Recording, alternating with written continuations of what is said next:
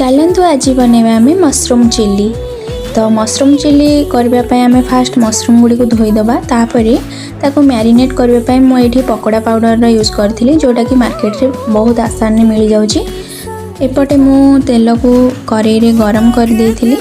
तापर मु chilli mushroom जहाँ भी सामग्री दरकार पियाज आ कैप्सिकम लंका को ये काटी देइथिली। पकोड़ा को आम छाणीदबा। छाणी सारा पर से तेल रे ही किछिटा कटा लंका आउ किछिटा पियाज को देई ताकू नाली हवा जाए टिके भाजी नबा। टिके भाजी आसला परे आमे सेथिरे काटिथिबा कैप्सिकम को ऐड कर दबा ताकू टिके भाजी नबा।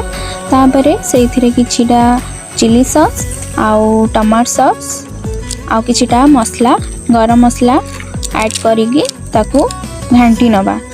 तापरे सबुतिक सिझी आसला परे आमे छाणीथिबा मशरूम पकोड़ा गुड़ी को सेथिरे ऐड करिबा। ऐड कर सारा परे ताकू टिके धनिया पत्र रे ऊपर टिके पकेदबा धनिया पत्र को। तापरे ताकू घांटी दबा। घांटी सारा परे आमे रेडी हो जिवो मशरूम चिली। आमर ये बहुत सहजरे मशरूम चिली प्रस्तुत हो गला। जदि वीडियोटी भल लगी थाए ताहले लाइक शेयर सब्सक्राइब करने जमार भी भूलिबेनी। रहुची टाटा।